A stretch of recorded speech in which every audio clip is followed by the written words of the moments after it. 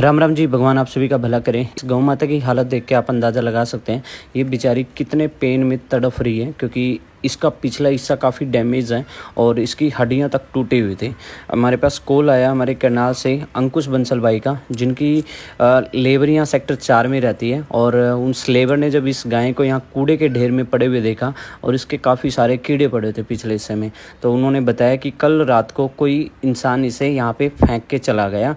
Prince Bansal ji का जैसे ही मेरे पास कॉल आता है तो हम दोनों तुरंत प्लान करते हैं कि इस गाय को यहाँ से उठा के और इसको हॉस्पिटल पहुँचाए ताकि इसका टाइम टू टाइम प्रॉपर इलाज हो पाए। लेकिन मैं उन लोगों को एक बात कहना चाहता हूँ जो लोग इस तरह का घिनौना काम करते हैं, या तो किसी बेजुबान को आप घर पे पालो ही मत, क्योंकि अक्सर लोग क्या करते हैं, जब तक कोई भी गाय दूध देती है अपने मतलब के लिए, अपने स्वार्थ के लिए उसकी सेवा करते हैं, उसको पालते हैं, या दूध बेचना होता है, चाहे वो इसमें डॉग से को सेल करके उनके बच्चों को सेल करते हैं, जो इस तरह का काम करते हैं। तो इस गाय के साथ भी सिर्फ यूज़ एंड थ्रो वाला काम हुआ है। इसको यूज़ तब तक किया जब तक ये दूध देती थी, लेकिन जब इसकी स्थिति ऐसी होगी कि इसको ये पाल नहीं सकते या इसकी देखरेख नहीं कर सकते, तो इसको रात के टाइम गाड़ी में लोड करके यहाँ सेक्टर 4 में जो हेरिटेज लोन है उस वाली रोड पे, इसको ये सेक्टर 4 के गंदे नाले के एरिया में एक दीवार के पीछे साइलेंट एरिया में फेंक के चले गए। लेकिन बाकायदा यहाँ पे जो लेबर रहती है झुग्गी झोपड़ी में, उन लोगों ने देख लिया और वो चुपचाप घेर के निकल गए। और सुबह जैसे ही हमें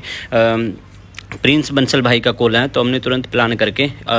प्रिंस बंसल ने अपनी टीम, जो कि इनकी लेबर वाले बंदे थे जो डेली वेजेस पे रखते हैं, और मेरे पास जो लेबर शेल्टर पे काम कर रही थी, शेल्टर बनाने के लिए जो मैं लेबर लेके आया हुआ था मज़दूर, तो मैं उन तीनों मज़दूरों को लेके और ख़ुद हम इस गाय को रेस्क्यू करने के लिए चल दिए। उस साथ ही हमने चलने से पहले गौ चिकित्सालय, जहाँ पे इन गऊँ की सेवा की जाती है, इनका ट्रीटमेंट, इनका इलाज किया जाता है, गौ चिकित्सालय एम्बुलेंस को कॉल किया ताकि जब तक हम इससे बाहर निकालें और इसको लिए एम्बुलेंस वहाँ पे पहुँच जाए। लेकिन ये बहुत बुरी स्थिति में पड़ी हुई थी। सबसे पहले हमने इसे उठाने का प्रयास किया, लेकिन ये उठ नहीं पा रही थी, इसकी आंखें तक बाहर निकल आई थी और जो इसकी बैक वाला नीचे वाला हिस्सा वो काफ़ी बुरी तरह जख्मी हो चुका था। हम लोगों ने सभी ने मिलकर काफ़ी प्रयास किया, लेकिन ये निकल नहीं पा रही थी। फिर कहीं से हम लोगों ने बांस के पाइप मंगाए और इन बांस के पाइपों के बलबूते, क्योंकि एक गाय के अंदर कितना वजन होता है ये आप लोग देख के अंदाज़ा लगा सकते हैं। इसे उठाने इतना आसान नहीं था जितना हम लोग सोच रहे थे। और इसके नीचे वाले हिस्से की तरफ हमने बांस के पाइप को डाल के इसे उठाने का प्रयास किया, एक बांस इसके बीच वाले हिस्से की तरफ और एक गर्दन के नीचे डालकर इसे हम धीरे धीरे उठाकर उस गंद से, उस कचरे से बाहर ले आए ताकि इसकी आगे कुछ हेल्प कर पाए। आज के टाइम में दिखावे तौर पे सिर्फ एक गौ माता को पूजनीय माना जाता है और उसकी डेली रोटी निकाली जाती है, लेकिन असलियत गौ माता की क्या है, ये सड़कों पे आज के टाइम में कूड़ा कचरा खाने पे मजबूर हैं। और जो इस गाय की स्थिति थी, ये पिछला हिस्सा इसका बिल्कुल टूटा हुआ था, दोनों पैर काफ़ी जख्मी थे, लेकिन हम लोग यही प्रयास करे थे इसको किसी भी तरीके से कैसे भी करके बचाया जाए। जैसे ही इसको हम बाहर कूड़े के कचरे के ढेर से बाहर निकाल के लेके आए, पहले तो इन भाइयों का मैं दिल से शुक्रिया अदा करता हूँ जो एक फ़ोन पे 1 मिनट के लिए हमारे साथ इस गौ माता को निकालने के लिए तैयार हो गए। और इस गौ माता इस टाइम बहुत ज़्यादा भूखी प्यासी थी, तो हमने सोचा क्यों ना पहले इसको कुछ खाने पीने का इंतज़ाम करें ताकि इस बेचारे के अंदर कुछ एनर्जी आए। लेकिन इसका जो सांसें थी वो काफ़ी रुक रुक कर चल रही थी और ये नहीं पता कि ये 1 दिन से यहाँ पे पड़ी हुई थी या 2 दिन से, क्योंकि इस तरह की कंडीशन में एक गौ माता को तुरंत ट्रीटमेंट की ज़रूरत होती है। लेकिन इस बेचारी की स्थिति इतनी ख़राब हो चुकी थी कि ये खुद उठ पाने में भी सक्षम नहीं थी, खाना पीना तो बहुत दूर की बात। इसलिए इसके लिए स्पेशली हम लोगों ने आसपास से पानी मंगाया ताकि इसको हम कुछ पानी पिलाएं और ये कुछ इसके अंदर एनर्जी आए। लेकिन ये बेचारी दर्द से इतनी परेशान थी कि ये उठ भी नहीं पा रही थी और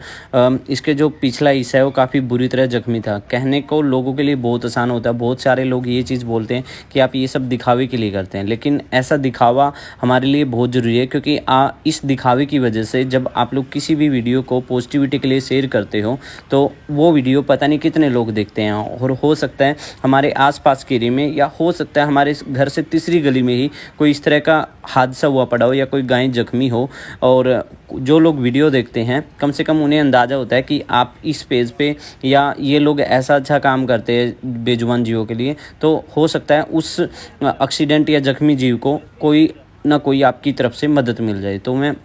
पहले तो आप सभी का तहे दिल से शुक्रिया अदा करता हूँ कि आप लोगों ने एक पॉजिटिविटी, एक होप के साथ वीडियोस को शेयर करते हैं और वीडियोस शेयर करने का हमेशा एक यही मकसद होता है कि आप लोग उस वीडियो को शेयर करते हैं और एक नहीं हो काफ़ी लोगों तक जाए ताकि किसी न किसी बेजुबान की मदद हो पाए। लेकिन हम कोशिश हमारी लास्ट एंड तक यही रहती है कि उस जीव को बचाया जाए। कुछ ही समय में, कुछ घंटों के बाद जैसे ही यहाँ पे एम्बुलेंस पहुँची तो इस गौ माता को हम लोग पहले ही पानी और कुछ चारा खिलाने का प्रयास कर चुके थे, लेकिन ये खुद नहीं खा पाई, ना ही खुद पी पाई। तो इसको हमने खुद ही अपने हाथों से खिलाने पिलाने का प्रयास किया ताकि ये बेचारी ठीक हो जाए और इसको चिकित्सालय में पहुंचाकर इसका इलाज शुरू करवा दे। लेकिन इसकी हालत बहुत ज़्यादा ख़राब थी और जैसे ही एम्बुलेंस आई इसको हम लोगों ने तुरंत उठाकर इस तरीके से इसको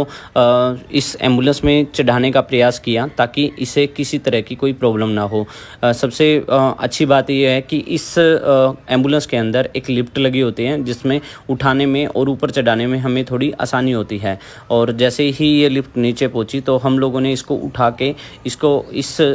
एम्बुलेंस के अंदर उठा के रखने का प्रयास करना स्टार्ट किया। लेकिन इसके मुंह में अभी भी घास था और ये बहुत भूखी प्यासी थी। हम यही चाह रहे थे कि इस बेचारी को कुछ चारा खिला दे या कुछ पिला दे। पिलाने का प्रयास तो हम कर चुके थे, तो इसने पहले से कुछ पानी ज़रूर पिया है ताकि इसके अंदर एनर्जी आए और ये बेचारी ठीक हो जाए और जल्दी से ये रिकवरिंग कर पाए। लेकिन आप लोगों को देखने में ऐसा लगता है कि शायद ये 5 मिनट 10 मिनट का काम होता है, लेकिन जब भी कोई इस तरह का केस आता है, चाहे गाय का है या वो किसी कुत्ते का है या बंदर का केस है, हर केस के अंदर 3 से 4 घंटे